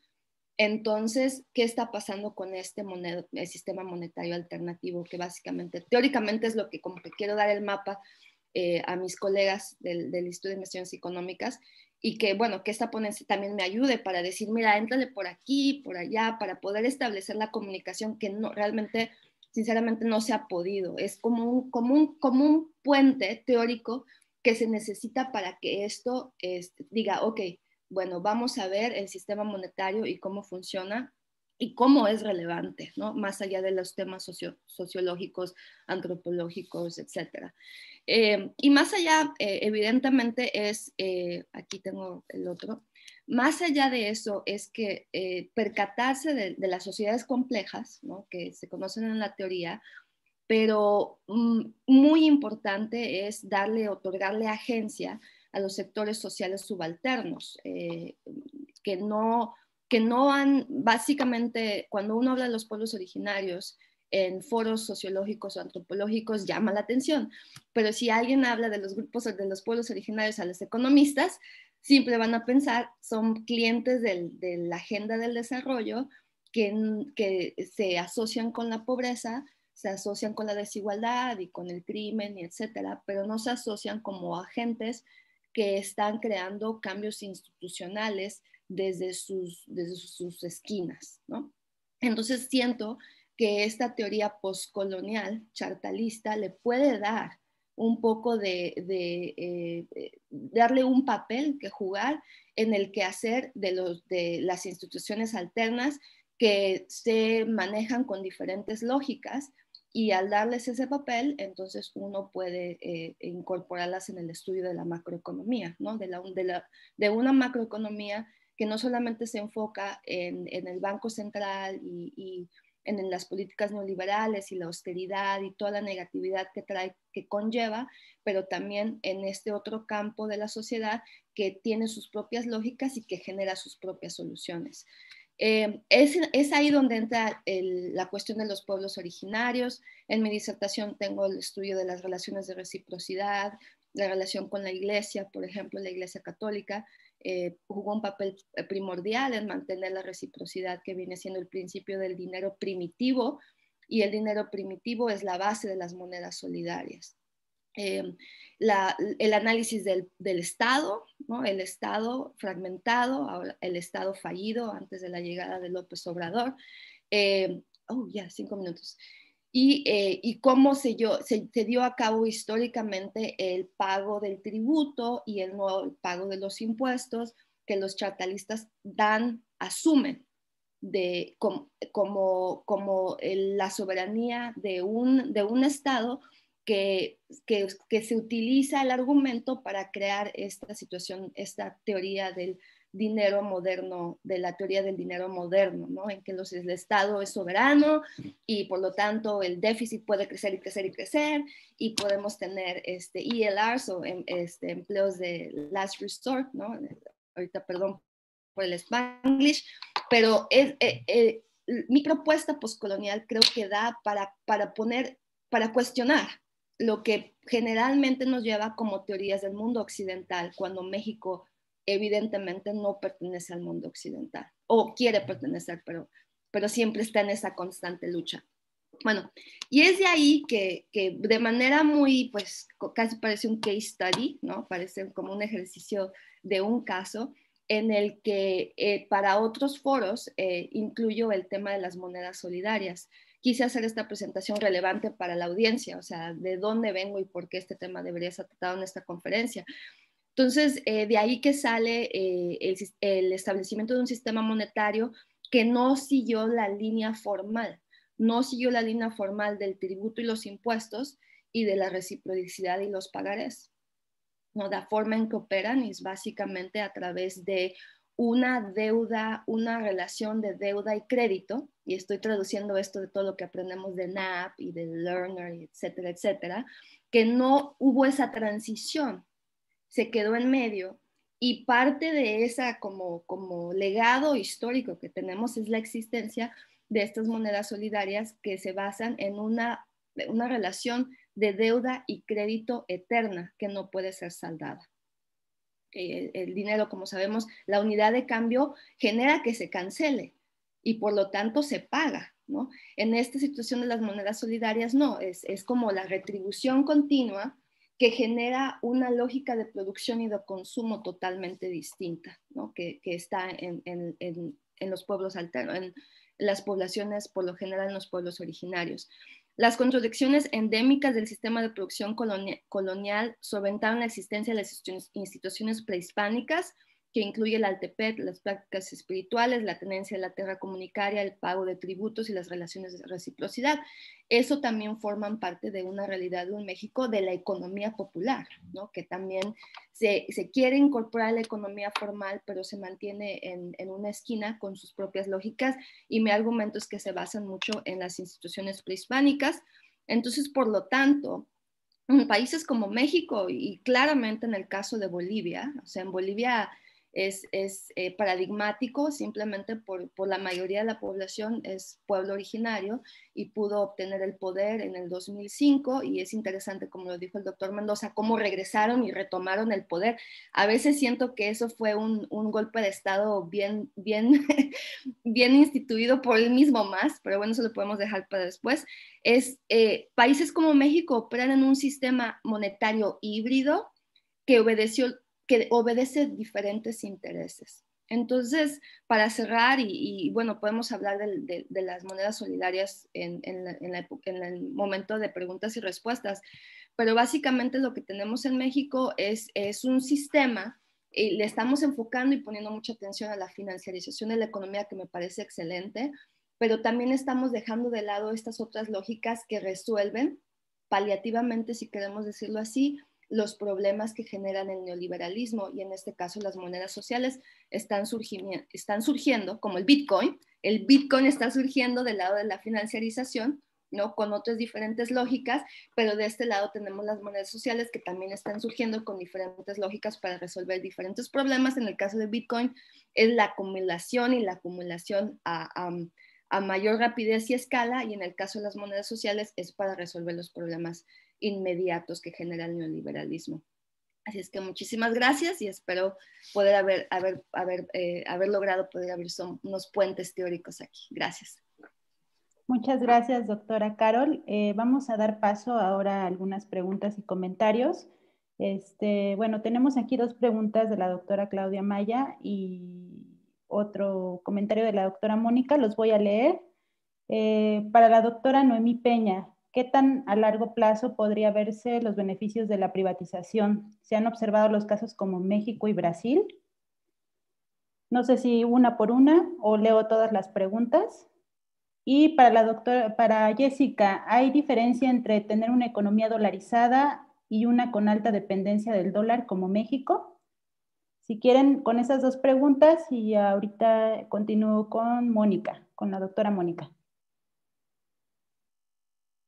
Sí, bueno, en relación a las preguntas que me hacéis, ¿verdad? Realmente, bueno, los estudios o los datos que os he facilitado en relación a las privatizaciones son estudios realizados en Europa. Por lo que los datos que tengo en relación a cuál es el efecto a largo plazo serían como un efecto de entre 5 de retardo, entre 5 y 6 años, para ver un efecto en el crecimiento económico y en la productividad. No así en México, como os digo, hay estudios realizados, pero no tengo esos datos ahora mismo, ¿no? Las reformas sí que sabemos que se han realizado, sobre todo en el área de industrias, telecomunicaciones, energía y transportes, o sea, que fue el sector industrial el que más se privatizó, ¿no?, en los años 90 del siglo XX, pero realmente estos datos no los he analizado yo. Estudios que hay realizados, pues sí que también contemplan un retardo, pero realmente el retardo general lo podemos dar en términos absolutos, pero es verdad que el efecto de cada sector y de cada país es diferente. Entonces, bueno, pues es un poco lo que sí que os puedo facilitar. Los datos, incluso los estudios, os puedo pasar si queréis, pero son realizados en los países de la Unión Europea hasta el año únicamente 2013, que es hasta el año, también os quería facilitar, que no son datos actualizados porque utilizábamos una base de datos que se llama Euskobarómetro. El barómetro, ahora me sale en euskera otro barómetro, que es una base de datos privada, ¿no?, realizada por una fundación italiana. Son datos de todos los países, pero únicamente hasta el año 2013.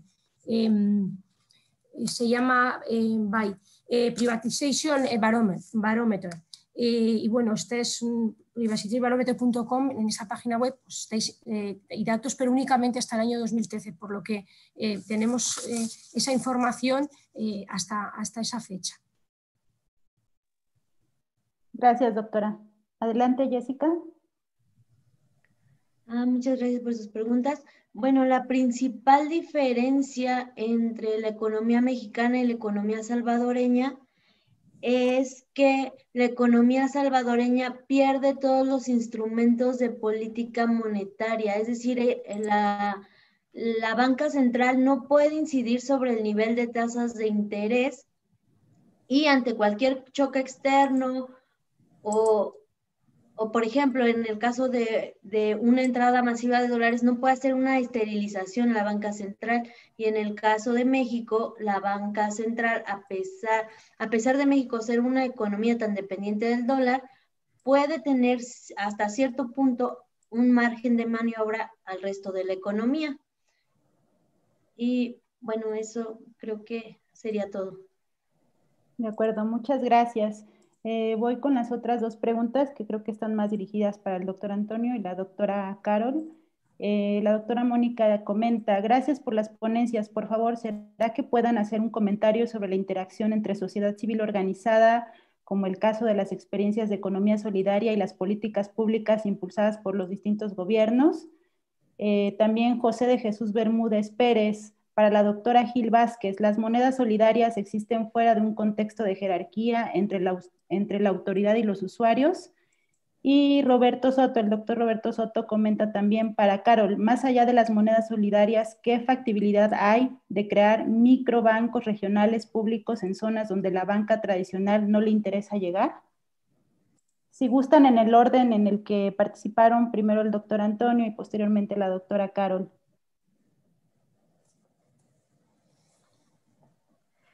Gracias, Vania.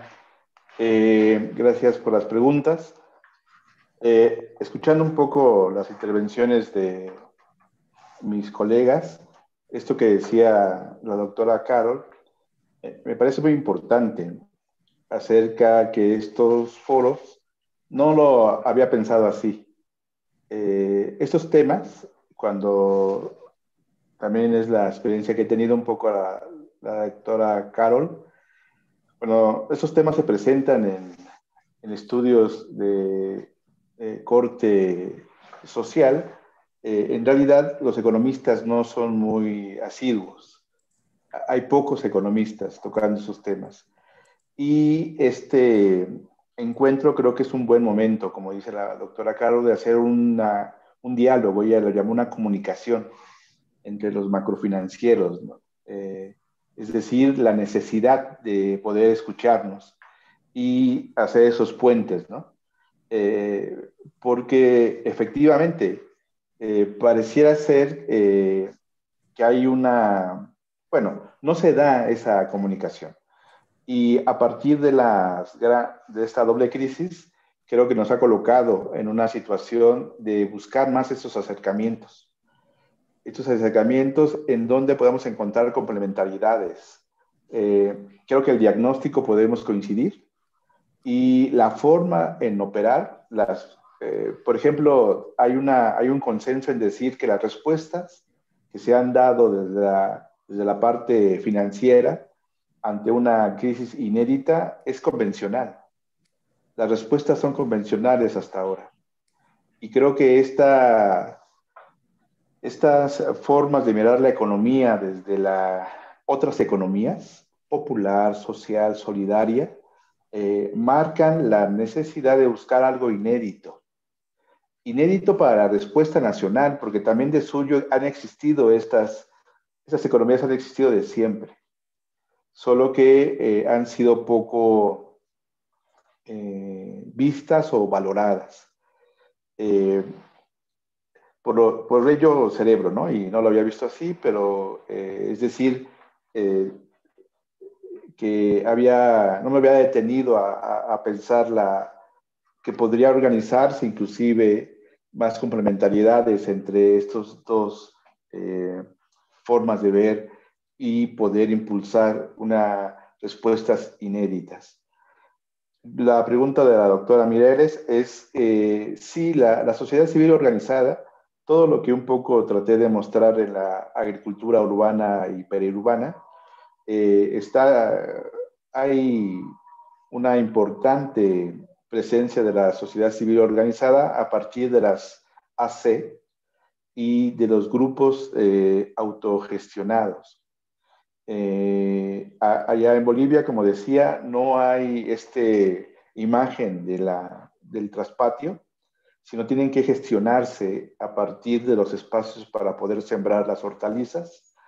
Y es ahí donde entra esta sociedad civil organizada, que para el caso de Bolivia, la política pública la alienta.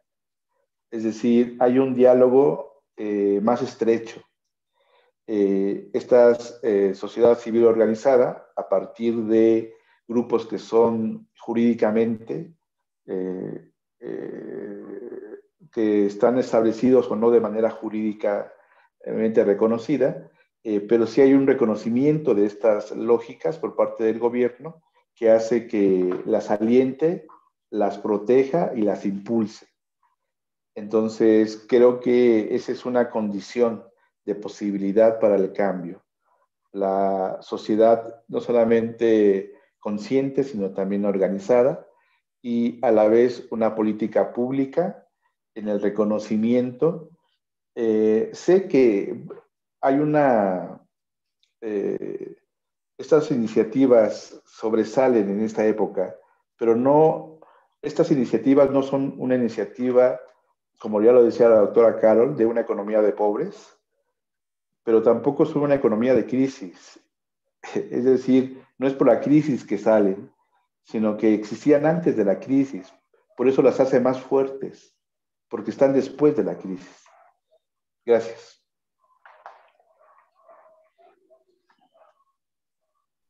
Adelante, doctora Carol. Sí, bueno, veo varias preguntas. Yo creo que la cuestión de la participación, voy a tratar de cerrar con la experiencia del TUMIN y así complemento la presentación. El TUMIN, que fue establecido en Espinal, Veracruz, en la última pregunta fue, ¿las monedas tienen algún efecto en los sistemas bancarios? No, la respuesta es no. No están incorporadas. Bueno, por ejemplo, existen las monedas complementarias en las que pagas parte de la compra con el TUMIN y el TUMIN es una moneda complementaria, pagas parte con el TUMIN y pagas parte con la moneda, con el peso, ¿no? Y hay otras en las que solo utilizas la moneda solidaria.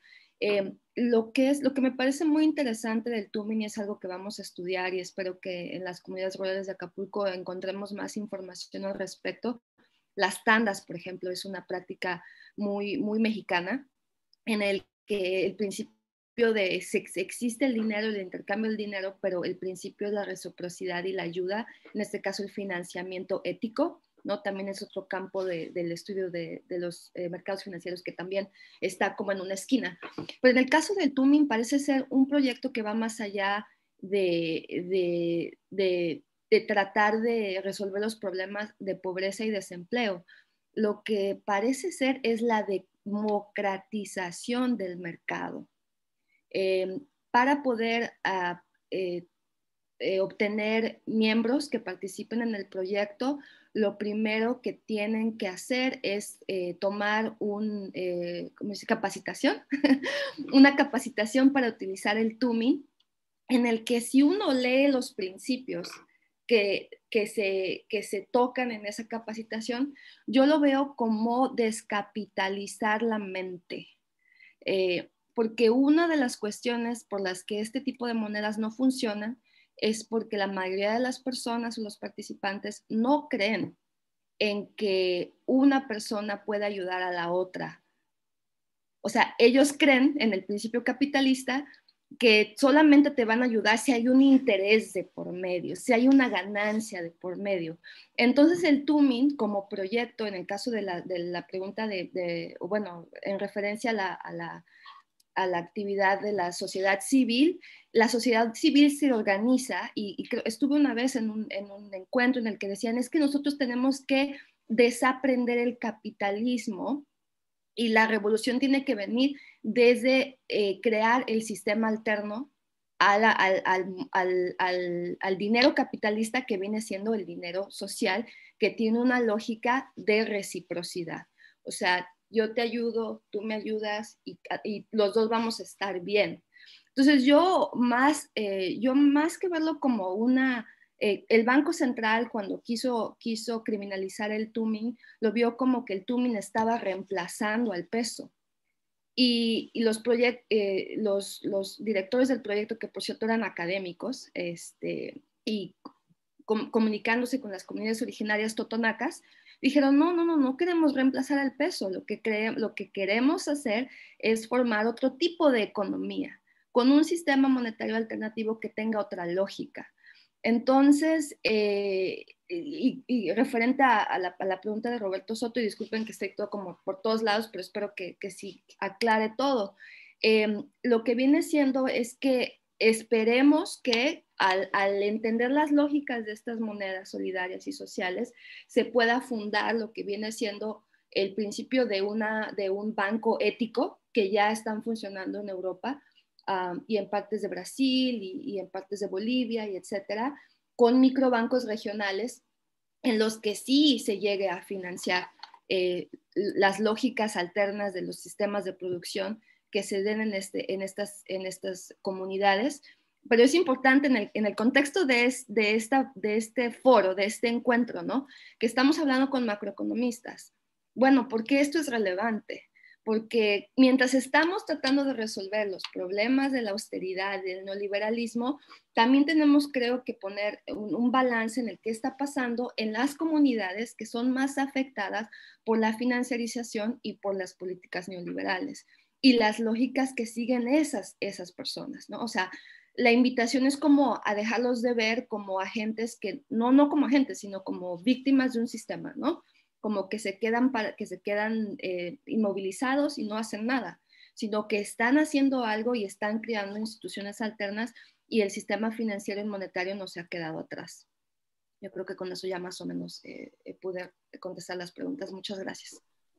Muchas gracias, doctora Carol. No sé si quedan todavía 10 minutos aproximadamente para finalizar. No sé si quisieran hacer algunos comentarios finales en el orden de participación de la mesa, o finalizamos ya.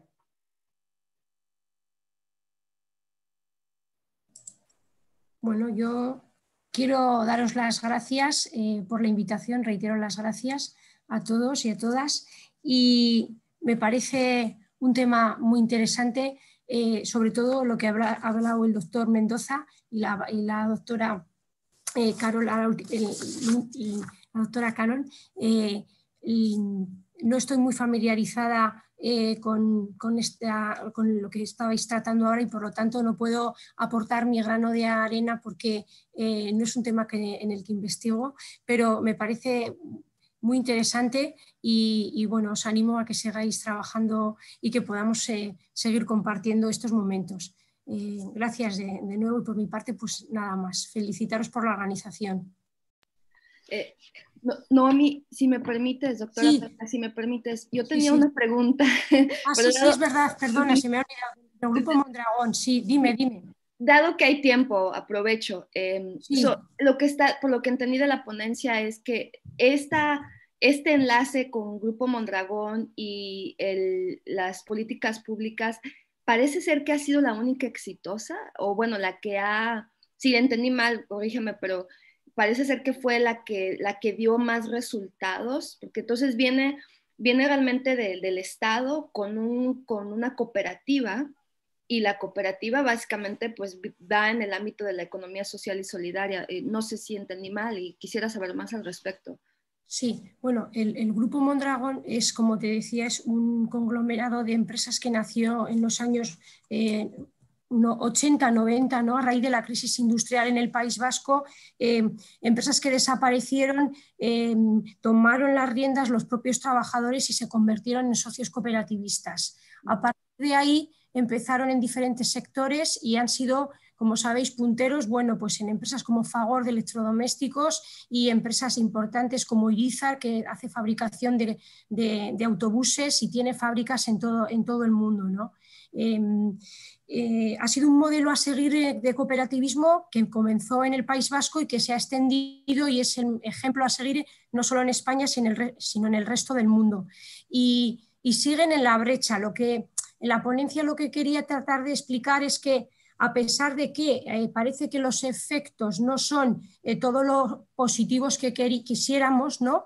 Sí que es importante actualmente la colaboración público-privada, sobre todo teniendo el colchón que existe financiero ahora mismo de la Unión Europea. No se puede desaprovechar los recursos financieros, hay que destinarlos a lo que nos lo han solicitado, que es la reconstrucción post-COVID, porque si se destinan a otras fuentes a cubrir otro tipo de costes, va a haber un problema.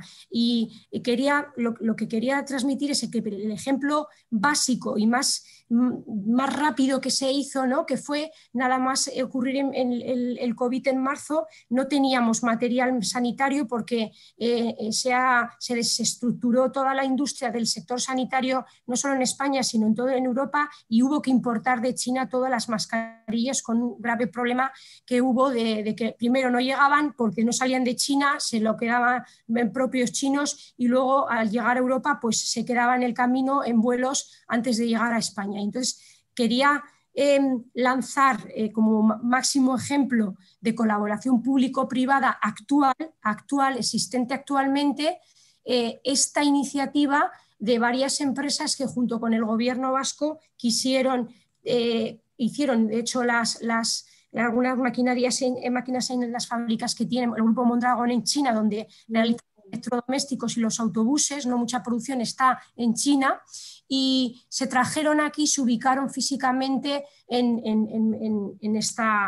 con el know-how de la empresa sanitaria, ¿no? De farmacéutica y de productos sanitarios, más el know-how de la fabricación que ponía, incluso la ubicación física de suelo, de solares por parte del Grupo Mondragón, más la financiación del gobierno vasco, se consiguió hacer una producción de mascarillas, de respiradores y de material mínimo sanitario que hizo que no llegara a colapsar el sistema sanitario en el mes de marzo, que fue cuando empezó todo el desequilibrio. Ayer comentabais que empezó, no recuerdo dónde fue, que el 13 de marzo comentaba, creo que fue en Uruguay, ¿no? Comentaba la compañera Mirna, pero por aquí también el 13 se dilató muchísimo, aquí el fallo fue ese, ¿no? Que se dilató muchísimo la toma de medidas, mientras que en Uruguay comentó que en cuanto llegó ya había experiencia, aquí hubo una experiencia de Italia, no se actuó con la suficiente rapidez y hasta el 13 de marzo, lo recuerdo perfectamente, no se anularon las clases y se obligó a estar todos confinados. Entonces,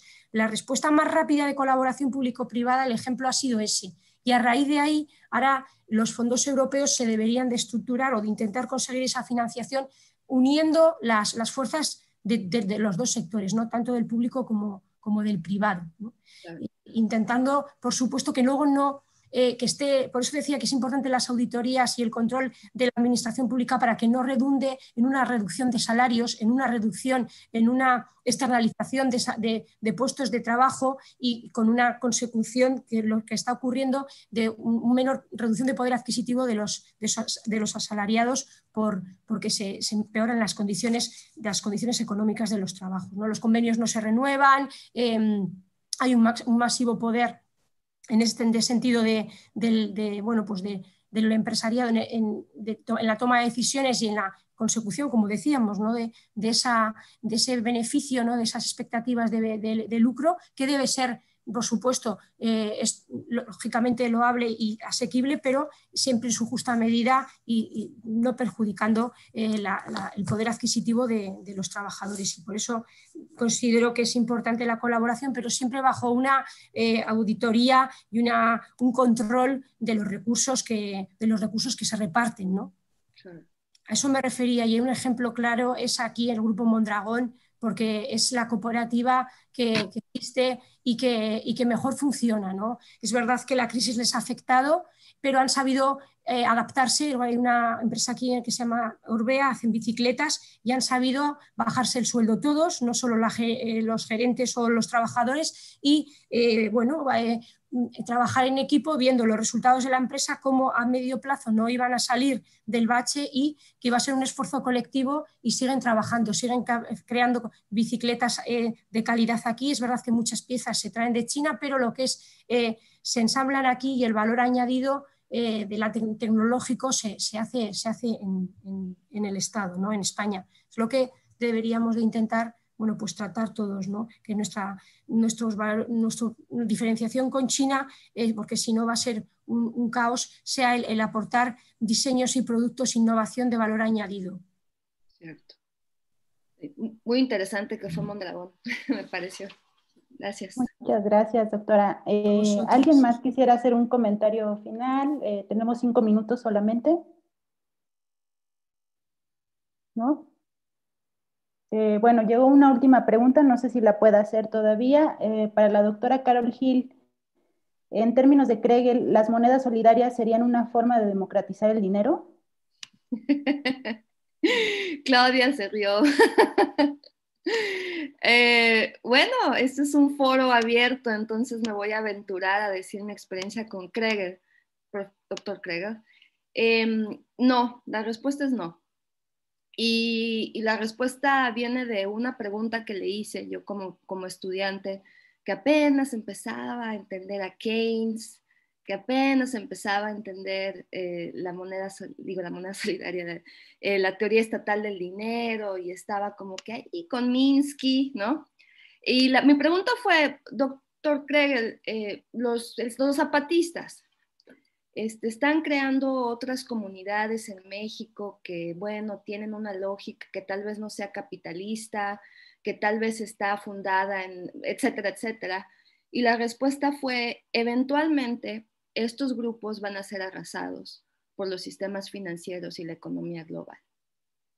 Entonces, no había ni siquiera cabida para hablar de, o sea, no se dio cabida ni siquiera para hablar del tema, ¿me explico? O sea, estas lógicas van a ser absorbidas y van a ser desmanteladas, entonces nos tenemos que enfocar a cómo prever que sean desmanteladas, cómo prever prevenir que no sean absorbidas, y lo que el subcomandante Marcos especificó muy bien, ¿no? Hace ya cuántos años.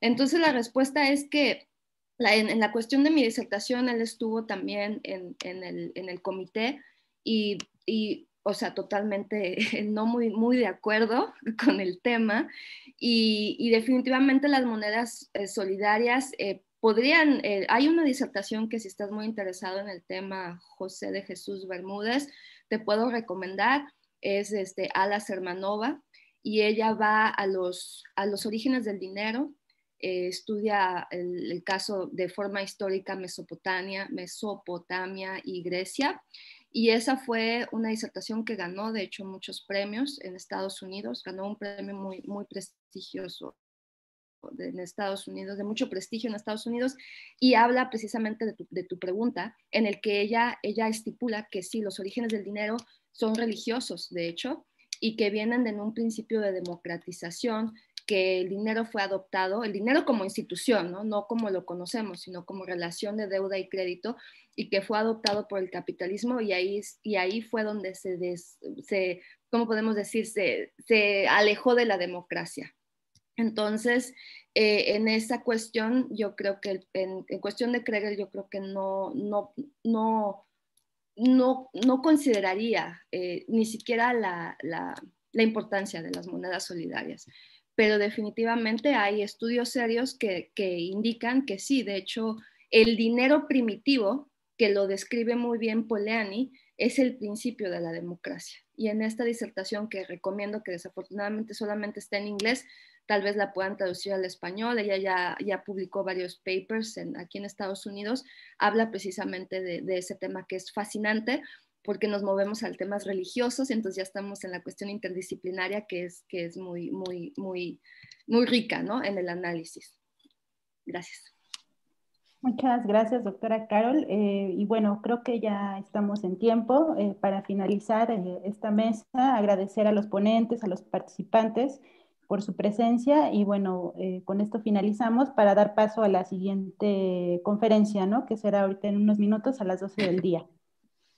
No sé si quieran agregar algo la doctora Mónica o la doctora Claudia, ¿no? Bueno, entonces con esto finalizamos. Gracias a todos y todas. Gracias.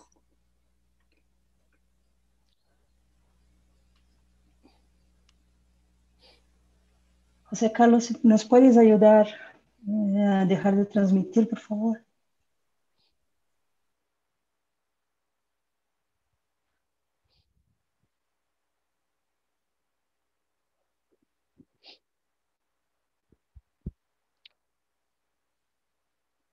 Dr. Scareccia, I saw you. Thanks. Thank you so much for accepting our invitation to participate. We are very excited to having you here today.